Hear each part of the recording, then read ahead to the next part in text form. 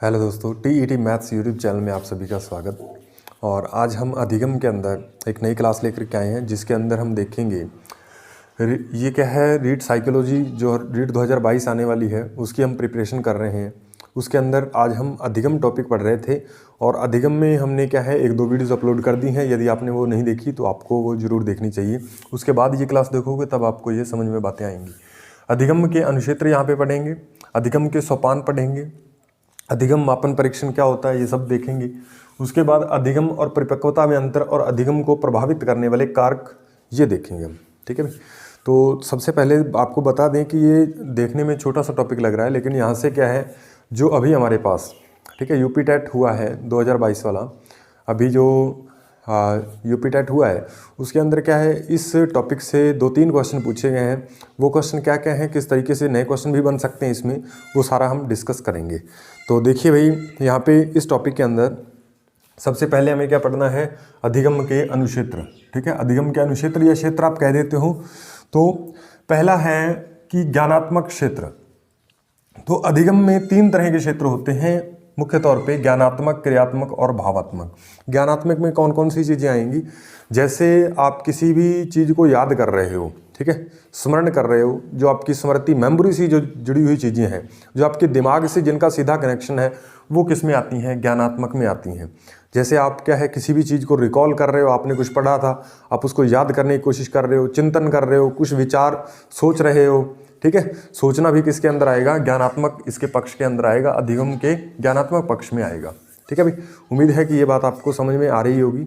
उसके बाद दूसरा है हमारे पास क्रियात्मक पक्ष। क्रियात्मक पक्ष क्या होता है कि जब आप सीखे गए ज्ञान को क्रिया के रूप में अप्लाई कर देते हो। ठीक है भाई, क्रियात्मक पक्ष कहलाता है। जैसे आप साइकिल चलाना सीख रहे हो, ठीक है, यानी आप क्रिया करते हुए सीख रहे हो। क्रिया करते हुए सीखना क्रियात्मक पक्ष के अंदर आता है। जैसे साइकिल चलाना है, ठीक है, टाइपिंग करना है, ये सारी चीज़ें हम पिछली वीडियो में बात कर चुके हैं। थोड़ा सा हमें क्या है इस तौर पे भी हमें याद रख लेना, क्रियात्मक पक्ष के अंदर आ जाएगा। ठीक है, तीसरा है जैसे सिलाई कढ़ाई का काम करना भी, ये भी किसके अंदर आएगा, क्रियात्मक पक्ष के अंदर आएगा। उसके बाद नेक्स्ट है हमारे पास तीसरा भावात्मक पक्ष। भावात्मक पक्ष में आपकी भावनाओं से संबंधित चीज़ें आ जाती हैं। ठीक है भाई, तो वो सारी चीज़ें किसके अंदर शामिल की जाएंगी, भावात्मक पक्ष के अंदर शामिल की जाएंगी। ठीक है, तो आपको ये मोटे मोटे तौर पे क्या है, जैसे आप क्या है भावात्मक में आप क्या है भावनाएं, जैसे आप मान लीजिए आपको क्या है किसी के प्रति घृणा है, ठीक है, नफरत है, ठीक है, या फिर प्रेम है, स्नेह है, तो ये सारा किसके अंदर आ जाता है, भावात्मक पक्ष के अंदर आ जाता है। ठीक है, तो ये तीनों चीज़ें आपको याद रखनी है। अधिगम के अनुक्षेत्र कितने होते हैं, ज्ञानात्मक, क्रियात्मक और भावात्मक। ठीक है, इसके विभिन्न एग्जाम्पल मैंने आपको बता दिए, वो आपको थोड़ा सा दिमाग में रख लेना है। बस आप चीज़ों को एक बार पढ़ते जाओगे तो फिर आपकी चीज़ें जो हैं वो क्लियर होती जाएंगी। थोड़ा सा आपके दिमाग में होना चाहिए, वो चीज़ें आपने पहले पढ़ रखी होनी चाहिए, तभी वो क्वेश्चन में आएंगी, तो फिर वो आपको क्वेश्चन नया नहीं लगेगा। ठीक है, आप कर पाओगे, क्वेश्चन बिल्कुल आसान आते हैं, इससे डरने वाली कोई बात नहीं है। अब देखिए उसके बाद अधिगम के सोपान। अधिगम के सोपान या फिर आप चरण कह दीजिए, अधिगम के चरण, यानी अधिगम कब हम कहेंगे कि व्यक्ति ने अधिगम कर लिया। ठीक है, या किन चरणों से उसे होकर के अधिगम वो करता है, वो सारे हमें क्या चरण देखने हैं। इसे हम क्या कहते हैं, अधिगम के सोपान कहते हैं। सबसे पहले डेशील ने बताए थे, डेशील, ये आपको नाम याद रखना है। डेशील के अनुसार अधिगम के हैं कितने सोपान बताए गए, तो इसने 5 सोपानों में बात की थी। ठीक है, और ये सामान्य तौर पे हम क्या 8 या 9 क्या है इसके सोपान पढ़ते हैं। ठीक है भाई, चरण कह दीजिए, सोपान कह दीजिए। अब देखिए सबसे पहला जो है डेशील ने बताया हमें कि डेशील के अनुसार पहला क्वेश्चन बनेगा कितने सोपान होते हैं अधिगम के, तो आपको बताना है 5 होते हैं। ठीक है भाई, यदि इसमें पूछ ले कि पहला चरण क्या है, इसमें आपको ये याद रखने पड़ेंगे चरण। ठीक है, इसमें पहला क्या है, अभिप्रेरित व्यक्ति। अभिप्रेरित व्यक्ति का मतलब क्या है, एक मोटिवेटेड पर्सन होना चाहिए। ठीक है, जब भी हम कोई भी अधिगम प्राप्त करना चाहते हैं, कुछ भी चीज़ें सीखना चाहते हैं, तो उसके पीछे मोटिवेशन सबसे बड़ी थ्योरी रहती है कि आपके मोटिवेशन यानी आपका जो अभिप्रेरणा है। ठीक है, मोटिवेशन को हम अभिप्रेरणा साइकोलॉजी के अंदर कहेंगे। तो प्रेरणा या साइकोलॉजी या आपका मोटिव क्या है उसको करने का, उद्देश्य लक्ष्य ये आपका तय होना चाहिए। ठीक है, जब तक ये तय नहीं होगा तब तक आप अधिगम नहीं कर पाएंगे, या फिर अधिगम कर भी लेंगे तो वो उतना स्थायी नहीं होगा। ठीक है, उतना अच्छे से आप उस चीज़ों को नहीं सीख पाएंगे। जब हमारा क्या है लक्ष्य और उद्देश्य या फिर अभिप्रेरणा उसके साथ जब जुड़ जाती है, तब जो है अधिगम एक तो तेजी से होता है और दूसरा क्या है वो क्या है लंबे समय तक टिकता है, स्थायी हो जाता है। ठीक है भाई, अब देखिए यहाँ पे आप देखिए सबसे पहले क्या है, अभिप्रेरित व्यक्ति होना चाहिए। अभिप्रेरित व्यक्ति जैसे मान लीजिए क्या है, किसी भी आपने क्या है रीट 2022 आपने देखा वैकेंसी आ रही है, आप उसकी तैयारी में जुट गए, ठीक है, आपको तैयारी करनी है, आपको पता तो है मुझे टीचर बनना है, लेकिन आपको अभिप्रेरणा मिलेगी मुझे क्यों टीचर बनना है। आपको मान लीजिए किसी टीचर ने गाइड कर दिया कि इससे मान लीजिए आपकी जो लाइफ है, लोग आप मतलब आपके परिवार रिश्तेदार जो भी लोग आपको पहचानने लग जाएंगे, ठीक है, आपको मान सम्मान मिलेगा या फिर इससे पैसा मिलेगा, जो भी कुछ है वो सारा क्या है, उसके पीछे एक रीज़न है कि आप क्यों टीचर बनना चाहते हो, ठीक है, या आपके और भी कोई रीज़न हो सकते हैं, कोई दिक्कत नहीं है। तो वो क्या है, हमारा मोटिव है। तो अभिप्रेरित व्यक्ति वो हमें क्या है, अभिप्रेरित करेगा कि हमें टीचर बनना चाहिए, अंदर से एक फीलिंग आएगी कि हमें टीचर बनना चाहिए, हमें इसलिए टीचर बनना चाहिए, ठीक है, तो उसको हम कहते हैं अभिप्रेरित व्यक्ति या फिर अभिप्रेरित व्यवहार। अब अभिप्रेरित हो गए तो इसका मतलब ये नहीं है कि आप टीचर बन गए। अभिप्रेरित होने के बाद क्या होगा, असली काम यहाँ से स्टार्ट होता है 2 नंबर पे, जहाँ पे आपके पास बाधाएं आती हैं, ठीक है भाई। अब हमने क्या है सोच लिया कि हमने टीचर बनना है, उसके बाद हमारे रास्ते में क्या है बाधाएं आएंगी, ठीक है, प्रॉब्लम भी आएंगी।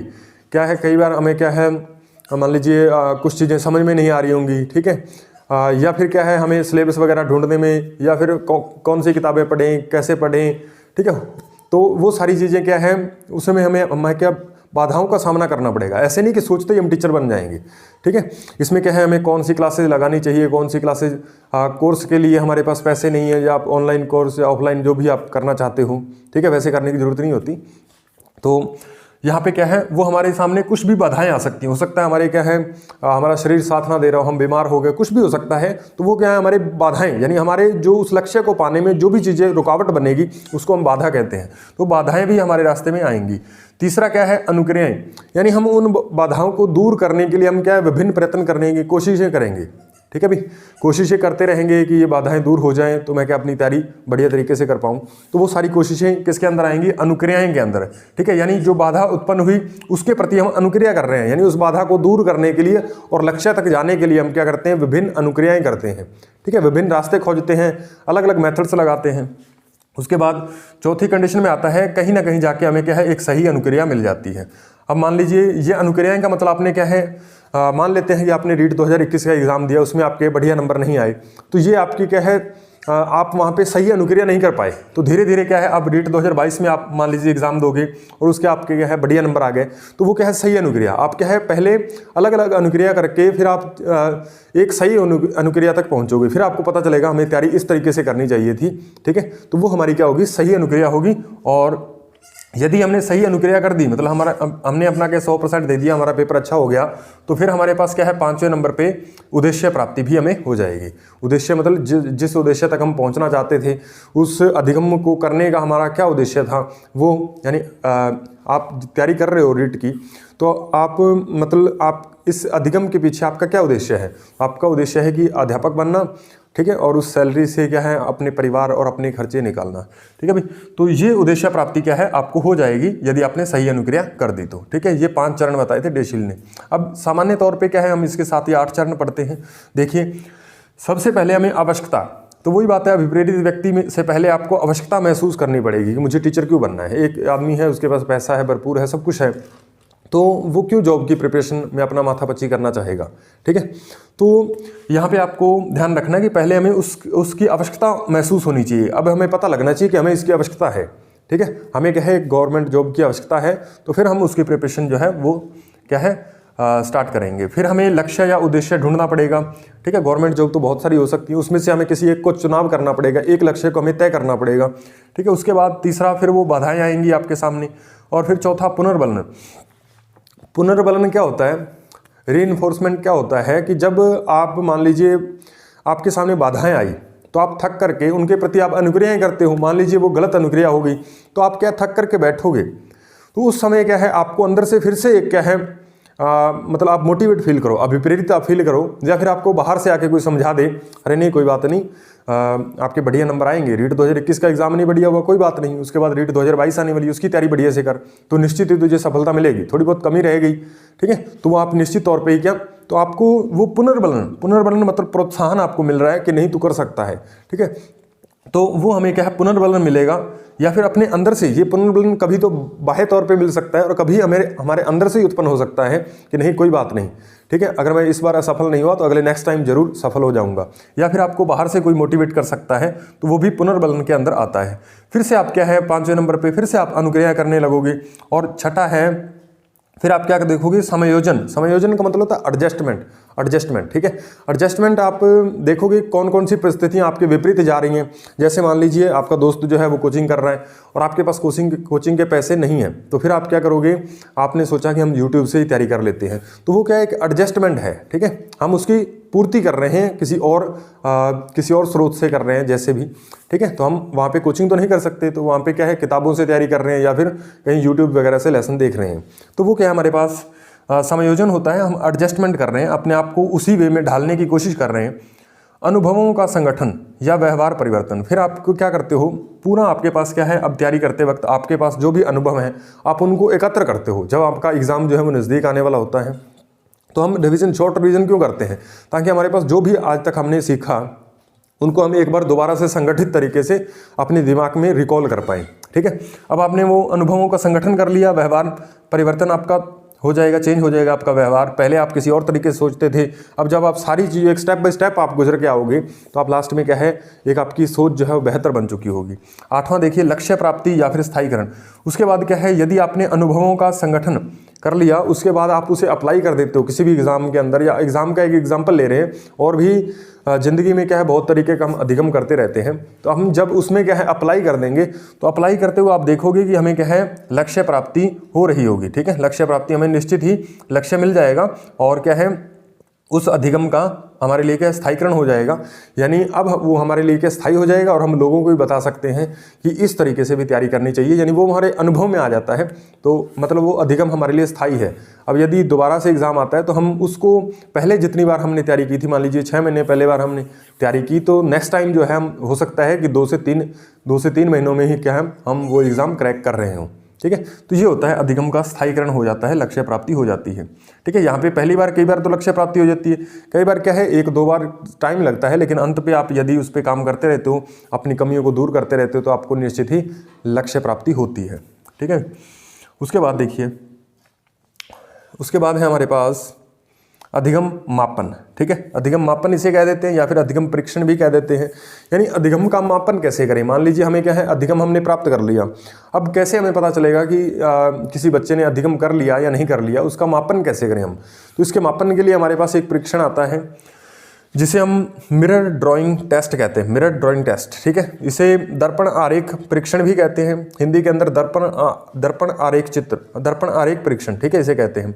अब देखिए यूपीटेट 2022 के अंदर जो अभी एग्जाम हुआ उसके अंदर आप देखिए कि कौन कौन से क्वेश्चन पूछे गए। उसमें ये पूछा गया क्वेश्चन सबसे पहले कि अधिगम के सोपान में, अधिगम के चरणों में सबसे महत्वपूर्ण चरण कौन सा है, ठीक है। उसके अंदर 3-4 ऑप्शन दे रखे थे। एक क्या है अभिप्रेरित व्यक्ति, ठीक है, अभिप्रेरित व्यक्ति नहीं था, अभिप्रेरणा था, ठीक है, और एक परिपक्वता था, और भी कुछ ऐसे 3-4 जो है हमारे पास ऑप्शन दे रखे थे। तो उसमें से सबसे जो सटीक उत्तर था वो उसका अभिप्रेरणा है। क्या है? अभिप्रेरणा। क्योंकि व्यक्ति का यदि हम देखें अधिगम में सर्वाधिक योगदान किसका है, तो अभिप्रेरणा का होता है, मोटिवेशन का होता है। यदि आपको मोटिवेशन मिलेगा तभी आप उस पर काम कर पाओगे, बिना मोटिवेशन के आप काम नहीं कर पाते, बिना मोटिवेशन के आप मतलब कोई भी तैयारी वगैरह या आप कोई भी अधिगम नहीं कर सकते, ठीक है, या करोगे तो वो ज़्यादा देर तक स्थायी नहीं है। अतः हम सबसे सर्वाधिक किसका उपयोग मानते हैं कि अभिप्रेरित व्यक्ति, या फिर इसको क्या कह सकते हैं, अभिप्रेरणा भी कह सकते हैं, अभिप्रेरणा, ठीक है।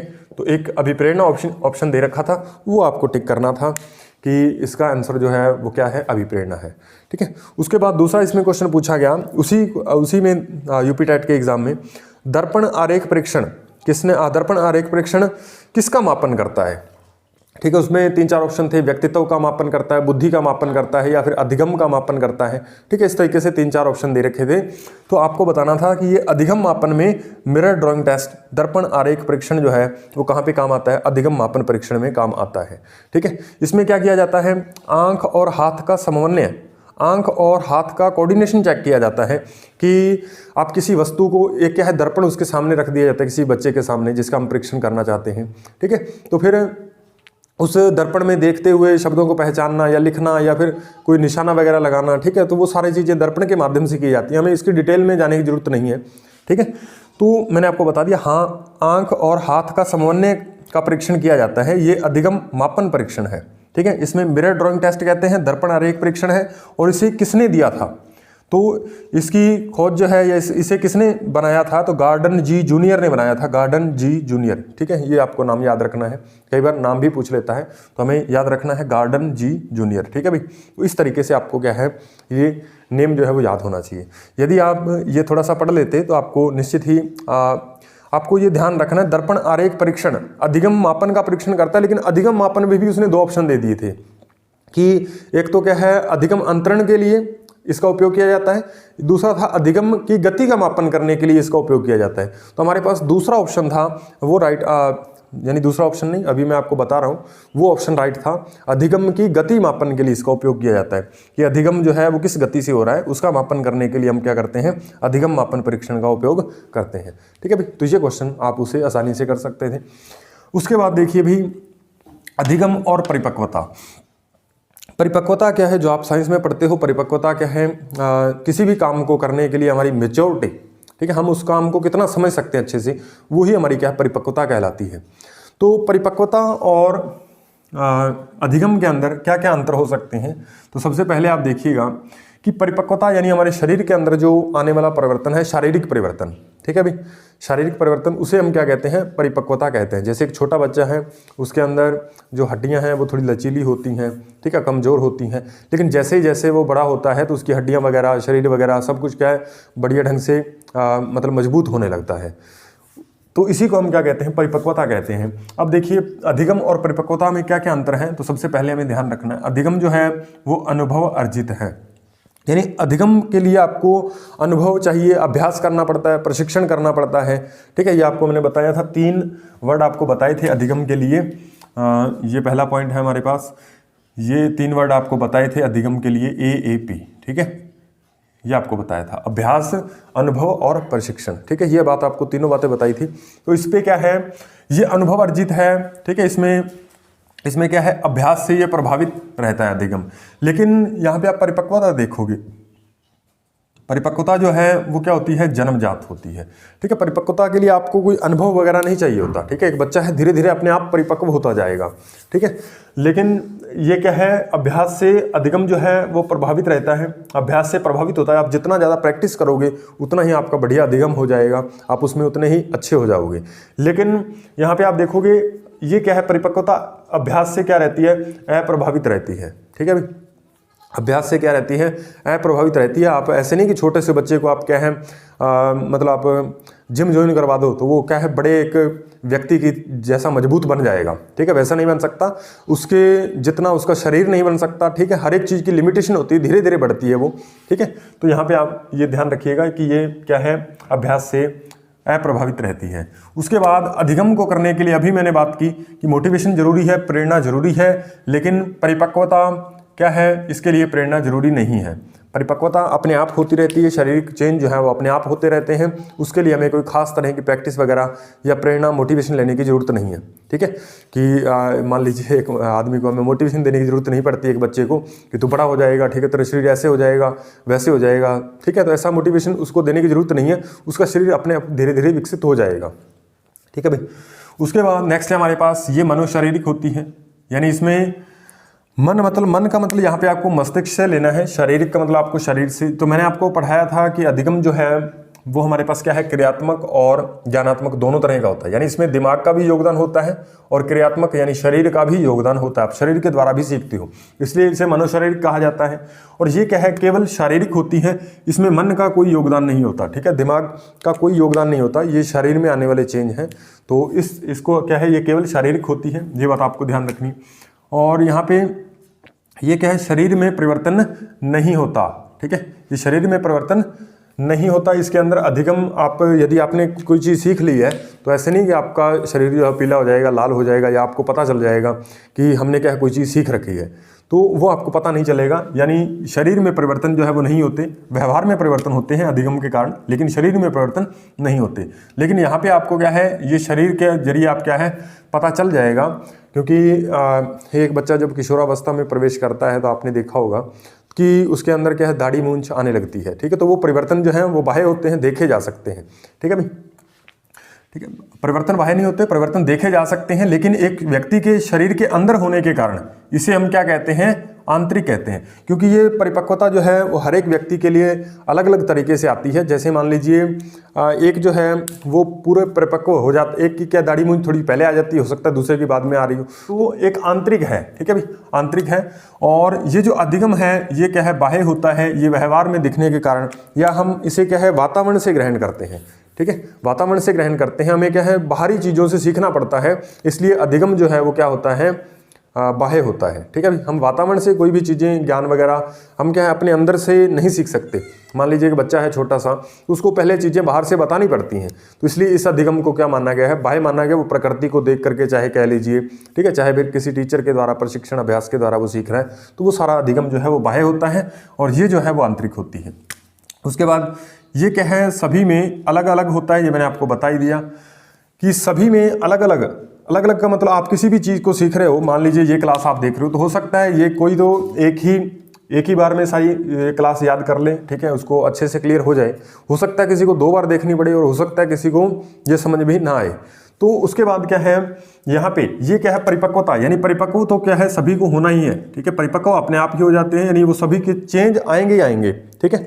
वो हो सकता है कि समय का उसमें थोड़ा बहुत डिफरेंस हो सकता है, लेकिन चेंज सभी में आते हैं, इसलिए ये सभी में एक तरह से समान ही होती है।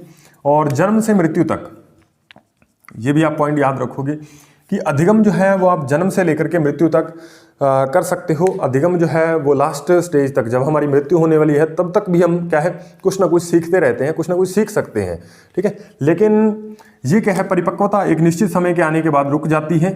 परिपक्वता निश्चित समय तक चलती है, उसके बाद क्या है रुक जाती है, ठीक है। परिपक्वता मान लीजिए 18, 20, 25, 40 साल तक होती है। उसके बाद शरीर जो है वो परिपक्वता वहाँ पे उसकी वृद्धि जो है, ग्रोथ जो है वो रुक जाती है, धीरे धीरे फिर वो डिक्रीज होने लगता है, उसमें मांसपेशियाँ शिथिल होने लगती हैं, परिपक्वता कम होने लगती है, आप ऐसे कह सकते हो, ठीक है।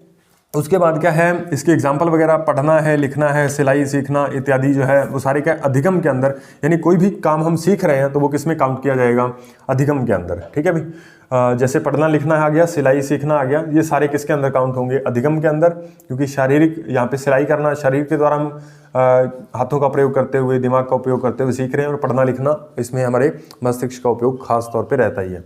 उसके बाद उदाहरण यहाँ पे अगर परिपक्वता का उदाहरण देखें तो यहाँ पे मैंने वृद्धि क्रम या बच्चा लिख रखा है। जैसे बच्चा, एक छोटा सा बच्चा होता है, परिपक्वता से यहाँ पे आपको अर्थ भी समझ में आएगा कि जैसे एक छोटा सा बच्चा है तो पहले क्या है, वो क्या है पीठ के बल लेटा रहता है, धीरे धीरे वो क्या है करवट लेना सीखता है, फिर धीरे धीरे वो क्या है खड़ा होना, बैठना सीखता है, फिर धीरे धीरे किसी सहारे के जरिए किसी की चीज़ को पकड़ करके, चारपाई को पकड़ करके वो धीरे धीरे अपने पैरों पे खड़ा होना सीखता है। उसके बाद धीरे धीरे कभी वो गिरता है, फिर वो घुटनों के बल चलना, ऐसे वो सारा प्रोसेस उसका रहता है। और धीरे धीरे एक दिन क्या है, बच्चा पूरी तरह से खुद बिना किसी सहारे के चलने लगता है। तब हम कहते हैं कि धीरे धीरे उसमें क्या है वृद्धि क्रम, यानी उसकी में वृद्धि हो रही है, बच्चे के परिपक्वता में चेंज आ रहा है, धीरे धीरे वो क्या है परिपक्व हो जाता है, ठीक है। इस तरीके से आप इसे समझ सकते हो, रिलेट कर सकते हो इन चीज़ों से। तो अधिगम और परिपक्वता में ये आपको 5-7 अंतर याद रखने हैं, क्या होते हैं। क्योंकि रेट के अंदर एक बार क्वेश्चन पूछा गया था, अधिगम और परिपक्वता में अंतर क्या है, ठीक है, इस तरीके का कोई क्वेश्चन आया था, तो वो आपको क्वेश्चन जब करवाएंगे वो आपको बता देंगे।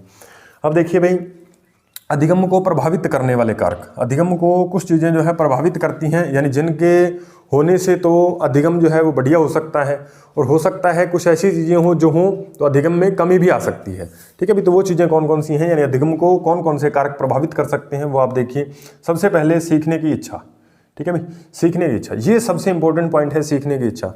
यानी जिसे आप सिखा रहे हो, ठीक है, जिसे भी आप कोई भी नॉलेज देना चाहते हो, यदि वो सीखने के लिए तत्पर है, ठीक है, यानी वो सीखने के लिए तैयार है, उसकी इच्छा है कि मैं इस क्लास को सीखूं, ठीक है, इस चीज़ को, जो भी हमारे पास कार्य है उसको मैं सीखूं, तो वो तभी ही सीखेगा।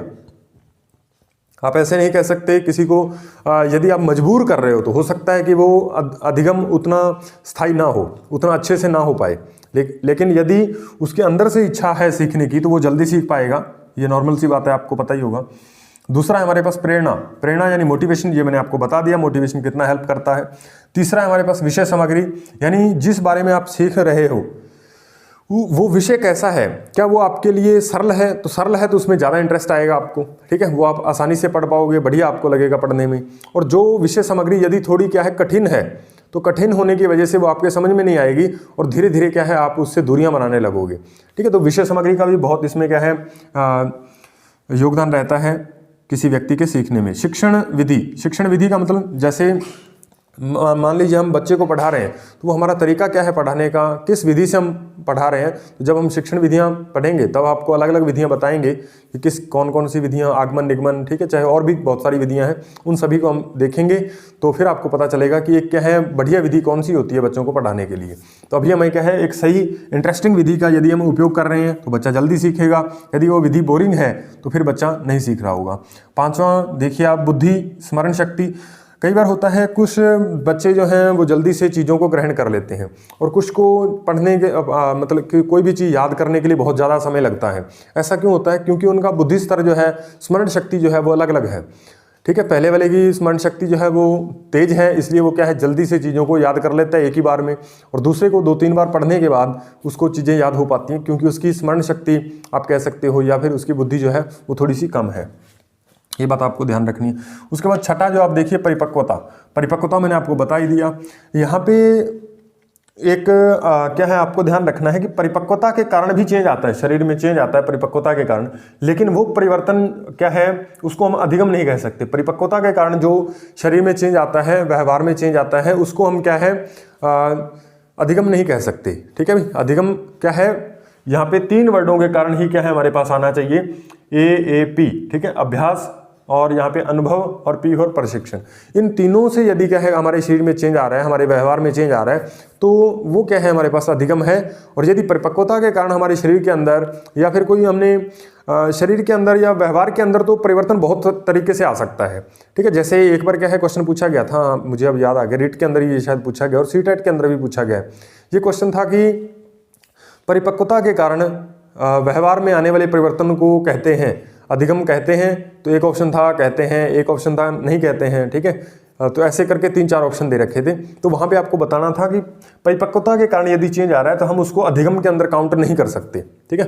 परिपक्वता के साथ साथ आपको कुछ और भी पदार्थ याद रखने, जैसे मान लीजिए आप किसी नशे का सेवन कर रहे हो, ठीक है, या फिर किसी रोग के कारण भी हमारे व्यवहार में परिवर्तन आ जाता है। मान लीजिए हम किसी बीमारी से ग्रसित हैं तो उसके कारण भी हमारे व्यवहार में परिवर्तन आता है, लेकिन वो भी अधिगम नहीं है। या फिर हम मादक पदार्थों का सेवन कर रहे हो तो उसके कारण आपके व्यवहार में परिवर्तन आए तो वो भी क्या है अधिगम नहीं है। ये सारी चीज़ें आपको थोड़ी ध्यान रखनी है। तो यहाँ पे परिपक्वता जो है, ये बात अलग है कि परिपक्वता आपके सीखने में यानी आपके अधिगम करने में सहायता जरूर करती है। जैसे इसको एक एग्जांपल के द्वारा समझते हैं। जैसे मान लीजिए एक छोटा बच्चा है, मान लीजिए 10वीं में अभी पढ़ रहा है, तो क्या हम उसे रीट एग्जाम की तैयारी करवा सकते हैं? क्या वो उतनी बढ़िया तरीके से तैयारी कर पाएगा जितनी आप और हम कर रहे हैं? नहीं कर पाएगा। क्यों? क्योंकि वो उन चीज़ों को सीखने के लिए अभी पूरी तरह से उसका माइंड जो है परिपक्व नहीं हुआ, क्योंकि अभी उसका जो है वो सिलेबस 10वीं के सिलेबस को ही मुश्किल से याद कर रहा है, ठीक है। तो वो आगे क्या है बड़े स्तर का सिलेबस जो है उसको साइकोलॉजी वगैरह नहीं पढ़ाई जा सकती वहाँ पे, ठीक है भाई, क्योंकि ये बड़े स्तर की चीज़ें हैं। इसको समझने के लिए आदमी को थोड़ा थोड़ा मैच्योर होना चाहिए, परिपक्व होना पड़ेगा, ठीक है। तो इसलिए क्या है परिपक्वता सीखने में तो योगदान करेगी, लेकिन जरूरी नहीं है कि परिपक्वता के कारण जो भी परिवर्तन आए वो क्या है हमारे पास अधिगम हो, वो जरूरी नहीं है, ठीक है। परिपक्वता के कारण व्यवहार में आने वाला परिवर्तन अधिगम नहीं होता, लेकिन परिपक्वता जो है वो हमारे सीखने में क्या है मदद सहयोग जरूर करती है। एक परिपक्व व्यक्ति ही है वही अच्छे से सीख पाएगा, बाकी अपरिपक्व व्यक्तियों से बेहतर ढंग से सीख पाएगा। जैसे यदि आपको 10वीं कक्षा में आपको बिठा दिया जाए और जो वहाँ पे 10वीं कक्षा के बच्चे पढ़ रहे हैं वो अगर सीख रहे हो और एक ही लेक्चर एक ही समय पे चलाया जाए तो आप उसको ज़्यादा ग्रहण कर पा रहे हो। क्यों? क्योंकि आप उन चीज़ों को जानते हो, आप ज़्यादा उनसे परिपक्व हो, ठीक है। तो ये बात उम्मीद है कि आप अच्छे से समझ गए होंगे। उसके बाद देखिए 7वां पॉइंट क्या कह रहे हैं, शारीरिक स्वास्थ्य। अभी मैंने बताया कि यदि कोई क्या है मानसिक रोगी है, ठीक है, या फिर शारीरिक तौर पे क्या है पूर्णतः स्वस्थ नहीं है, तो फिर वह क्या है सीखने में ज़्यादा समय लेगा, ठीक है, उसे दिक्कत आ सकती है। तो जो स्वस्थ व्यक्ति है वो जल्दी सीख जाता है, तो इसलिए शारीरिक स्वास्थ्य भी इस पे प्रभाव डालता है। और सीखने का समय मान लीजिए एक क्या है मान लीजिए क्या है हमारे पास बहुत सारी, जैसे मैथ्स का पीरियड और साइंस का पीरियड जो है वो लगभग क्या है स्कूलों के अंदर पहला या दूसरा पीरियड होता है। ठीक है भाई, पहला या दूसरा पीरियड क्यों होता है? क्योंकि पहले क्या है माइंड थोड़ा सा क्या है फ्री होता है। जब बच्चा स्कूल में आता है तो उस समय जो है वो क्या है मैथ्स और साइंस जो थोड़े मुश्किल सब्जेक्ट हैं तो उनको जल्दी से कैच कर पाता है। लेकिन यदि यही सब्जेक्ट को हम लास्ट में जाके पढ़ाएं, ठीक है, तो फिर क्या है बच्चा उतनी रुचि के साथ उसे सीख पाएगा? नहीं सीख पाएगा। क्यों? क्योंकि वो पहले ही क्या है इतना पढ़ने के बाद, 7 पीरियड पढ़ने के बाद यदि हम 8वें पीरियड में उसे ये करवाएंगे तो फिर वो तब तक तो क्या है थक चुका होगा। ठीक है, तो फिर धीरे धीरे क्या है अधिगम की गति जो है वो समय के साथ क्या होने लगती है, कम होने लगती है। जैसे अभी कहते हैं कि बच्चे कि हमें कितने घंटे पढ़ना चाहिए, मान लीजिए आप क्या है 8-10 घंटे पढ़ रहे हो, तो आपका जो पहले का अधिगम है 4 घंटे का वो क्या है बहुत बढ़िया होगा। धीरे धीरे क्या है आपका जो बाकी का अधिगम है वो कम होता जाएगा। ठीक है, उतना आप उसमें क्या है थोड़ा आपको क्या है थकान होने लगेगी, जिसके कारण वो धीरे धीरे क्या है अधिगम जो है वो कम होता जाएगा। इसलिए समय का बहुत क्या है प्रभाव पड़ता है। 9वां है हमारे पास वातावरण। वातावरण क्या है शोरगुल से रहित होना चाहिए, पर्याप्त रोशनी होनी चाहिए, तो बच्चा जो है वो बढ़िया ढंग से सीख पाएगा। अगर ये सारी चीज़ें नहीं हैं तो उसको सीखने में दिक्कत आएगी। ये बात भी आपको ध्यान रख लेनी है।